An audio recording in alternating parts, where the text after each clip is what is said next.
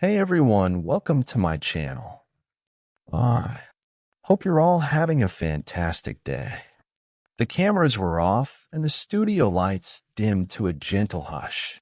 Behind the glass of the green room, the city spilled itself in a ribbon of headlights and rain-slick streets, a late spring evening folding into something softer. Kelly had her script flat on the couch beside her, but her attention had drifted to the small, hand-drawn card Mark had left on the coffee table. It was the kind of note he left when he wanted to say more than the words could carry. An arrow pointing to the day ahead, a little heart tucked into the corner, an X that read like a promise. She smoothed the crease with a thumb. "What did you mean?" she murmured to an empty room that still smelled faintly of peppermint and wardrobe steam. It wasn't the sort of question that demanded an answer. It was the sort you asked because you wanted the world to pause long enough to hear the answer that lived inside you. When he walked in, he wore that tired, conspiratorial grin of his, the one that made everyone in their house feel as if they'd stumbled into the middle of a particularly private joke. He put his arm around her shoulders and kissed the top of her head like they had done every morning since they'd been two kids from different hometowns who had somehow found each other. "Emergency?" he asked, like the man who could make any small thing large and every large thing manageable. "A note," she said. "An arrow. A heart. Mystery." He laughed and sat opposite, folding into the leather as if he'd been there all day. "Oh, the map to the emotional update," he said, and the laugh turned their quiet into company. "I've been thinking lately about where we are, about where we want to be. About the things we carry in our pockets and the things we carry in our chests." "You're starting to sound like a novel," Kelly said, but her eyes were soft. Her mind began to unfurl the day's interview, the banter waiting beyond the studio doors. Fans loved their honesty, how they turned small glimpses into whole conversations about life, marriage, anxieties, and the kind of joy that appears like sunlight through a skylight. But tonight was not about ratings or scripts. Tonight, when the cameras rolled, they decided they'd offer something different, a chapter that had been written long before the microphones were turned on. The news, Kelly and Mark's update, wasn't a single thunderclap revelation.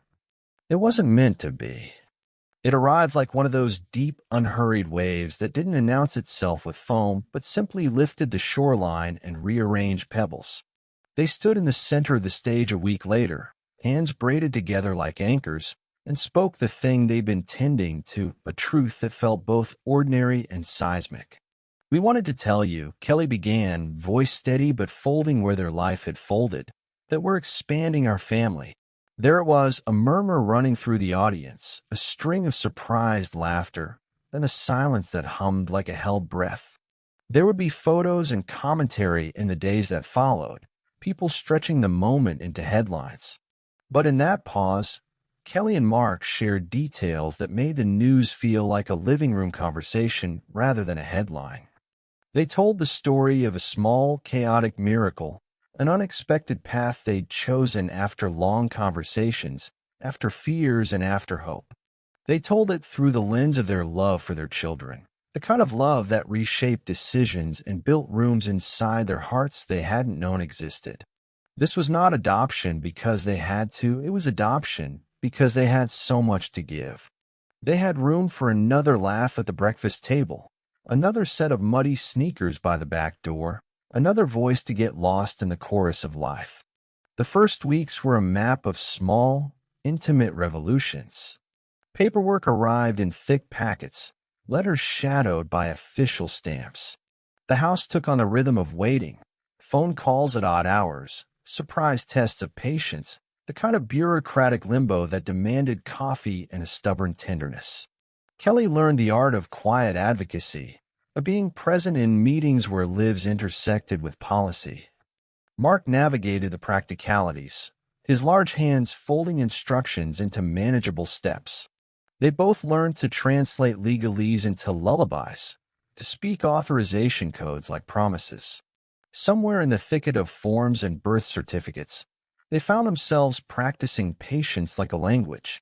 There were moments of doubt, Sleepless nights where What If was a worn-out record that seemed to loop forever. They'd watch their existing children sleep, hands splayed, faces slack with trust, and wonder at the change a new person would bring. They both carried scars of a kind, small failures they'd replayed, moments they'd wished to edit. But something else undercut the fear, an exhilaration at the prospect of opening the door wider. Their marriage felt more like a home than ever, not because it was perfect, but because it kept saying yes to repair. Then came the visit, an ordinary mid-afternoon that gleamed because of nothing in particular. They had coffee. Their older children were at school. A caseworker arrived with a file and a smile that understood too well how fragile human trust can be. The meeting dissolved the abstract into the tactile. Photographs, a shy profile, the first threaded lines of a new narrative. The child in the photo had a crooked grin and a freckle at the bridge of their nose. Their hair was a riotous halo.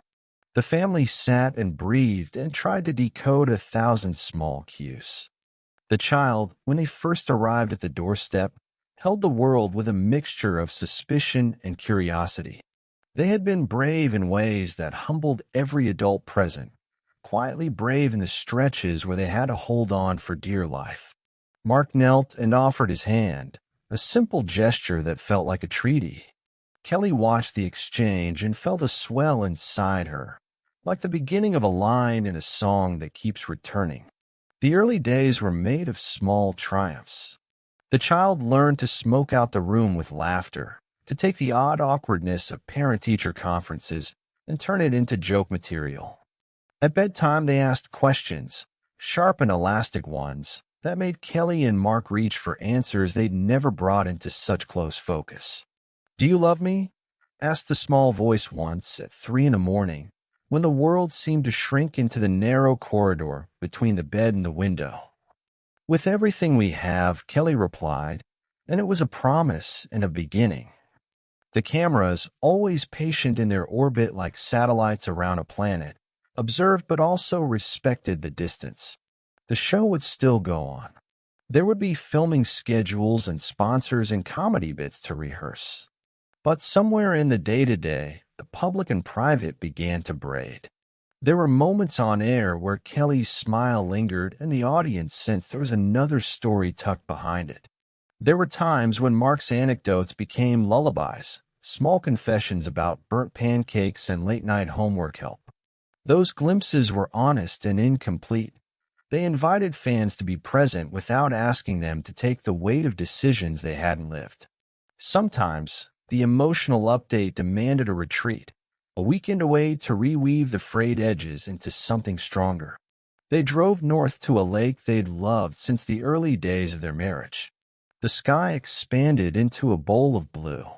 The boat rocked like a small boat should, carrying with it the weight of a family learning to be steadier in its love. They ate sandwiches made from leftover pizza, and the children tossed pebbles until their arms ached. The adult conversations were long and slow, the kind that pick at the floss between worry and hope and discover, to their delight, that patience will often name what courage cannot. There were also complications. Not everything in the paperwork was simple.